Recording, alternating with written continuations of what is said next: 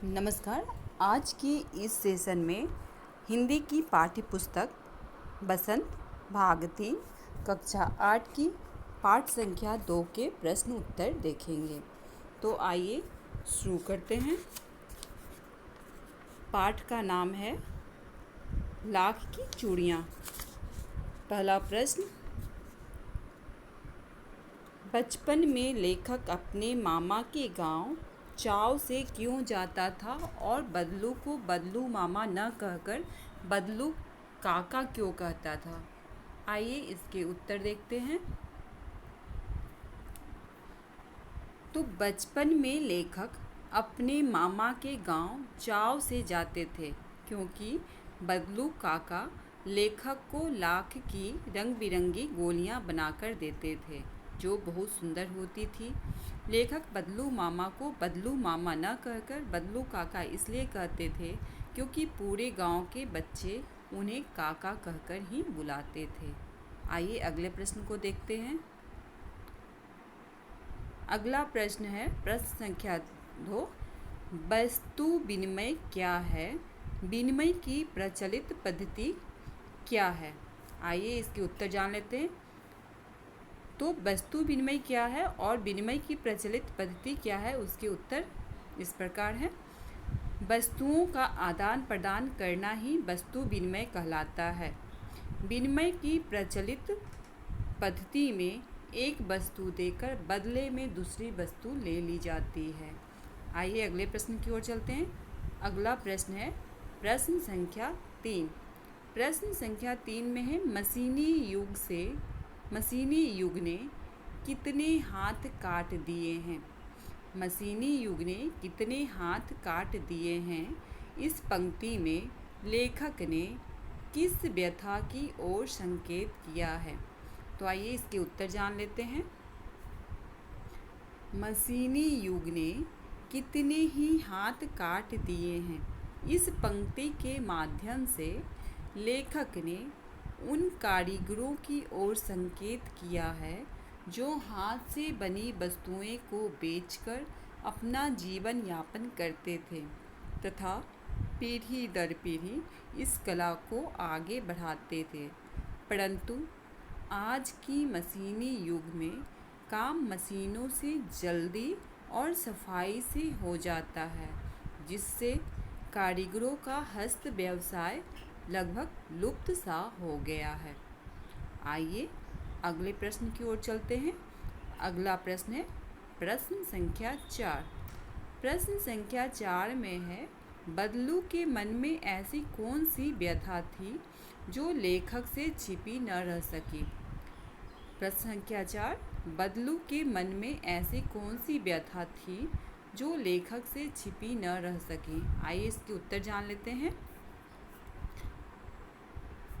मशीनी कांच की चूड़ियों का चलन बढ़ जाने की वजह से, या कांच की ऐसे भी लिख सकते हैं कि मशीनी युग का प्रचलन बढ़ जाने की वजह से, दोनों में से कोई एक भी लिख सकते हैं। तो मशीनी कांच की चूड़ियों का चलन बढ़ जाने की वजह से लाख की चूड़ियों को अब कोई नहीं खरीदता था। इसी कारण अब उसका चूड़ियों का काम बंद हो गया जिसकी वजह से बदलू व्यथित था जिसे वह लेखक से छिपा न सका। एक बार फिर देख लेते हैं। मशीनी कांच की चूड़ियों का चलन बढ़ जाने की वजह से लाख की चूड़ियों को अब कोई नहीं खरीदता था। इसी कारण अब उसका चूड़ियों का काम बंद हो गया जिसकी वजह से बदलू व्यथित था जिसे वह लेखक से छिपा न सका। आइए अगले प्रश्न की ओर चलते हैं। अगला प्रश्न है प्रश्न संख्या 5। मशीनी युग ने बदलू के जीवन में क्या बदलाव लाया? मशीनी युग ने बदलू के जीवन में क्या बदलाव लाया? आइए इसके उत्तर देखते हैं। मशीनी युग के आ जाने से अब मशीनी कांच की चूड़ियों का प्रचलन बढ़ गया। स्त्रियां लाख की चूड़ियों की जगह पर कांच की चूड़ियां पहनने लगी जिसके कारण बदलू का चूड़ियों का काम बंद हो गया जिससे वह दुखी रहने लगा और उसका पैतृक पेशा भी छूट गया। फिर से देख लेते हैं। मशीनी युग की आ जाने से अब मशीनी कांच की चूड़ियों का प्रचलन बढ़ गया।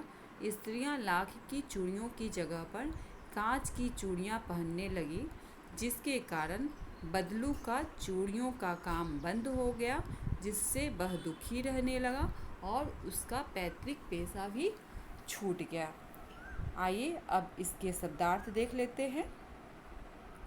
इस पाठ के कुछ मुख्य शब्दार्थ हैं, जैसे चाव। चाव का मतलब होता है चाह, रुचि, तीव्र, तीव्र इच्छा। अगला देख लेते हैं। सलाख। सलाख का मतलब होता है सलाई या धातु की छड़। अगला देख लेते हैं। मुंगरी। जो मुंगरी होता है गोल या मुट्ठीदार लकड़ी होती है, जो ठोकने पीटने के काम आती है। अगला शब्द देखते हैं। पैतृक। पैतृक का अर्थ होता है पूर्वजों का या पिता से प्राप्त या पुश्तैनी। अगला प्रश्न देखते हैं। खपत। खपत का मतलब होता है माल की बिक्री। खपत का मतलब होता है माल की बिक्री। वस्तु। पैसों से न खरीदकर एक वस्तु के बदले दूसरे वस्तु लेना वस्तु विनिमय कहलाता है। यानी कि वस्तु विनिमय का अर्थ क्या है? पैसे से न खरीदकर एक वस्तु के बदले दूसरे वस्तु लेना। कसर। घाटा पूरा करना या कमी। कसर का मतलब होता है घाटा पूरा करना या कमी। नाजुक, कोमल को कहते हैं। पगड़ी। सिर पर लपेटकर बांधा जाने वाला लंबा कपड़ा या पाग। पगड़ी को पाग भी कहते हैं या सिर पर लपेटकर बांधा जाने वाला लंबा कपड़ा। मरहम पट्टी। जख्म का इलाज, घाव पर दवा लगाकर पट्टी बांधना, उसे ही हम मरहम पट्टी कहते हैं। मच्छियाँ। बैठने के उपयोग में आने वाली सुतली आदि से बुनी छोटी चौकोर खाट। सुतली की भी बनती है और आजकल तो प्लास्टिक की रस्सियों से भी बनाई जाती है। तो ये बैठने के उपयोग में आने वाली सुतली आदि से बनी छोटी या चौकोर खाट। मुखातिब, देखकर बात करना। डलिया। बाँस का बना एक छोटा पात्र। अक्सर आप देखते होंगे कि सुबह सुबह लेडीज जो होती है उस डलिया में बगीचे से फूल लाती है। फूलों के बगीचे में जो अक्सर लेडीज लकड़ी की बनी हुई जो ले जाती है पात्र, उसे ही हम डलिया कहते हैं, जो कि बाँस की बनाई जाती है। हालांकि आजकल प्लास्टिक की बनाई जाने लगी है। फबना मतलब सजना, शोभा देना। फबना का मतलब सजना या शोभा देना। तो आज के लिए बस इतना ही। धन्यवाद।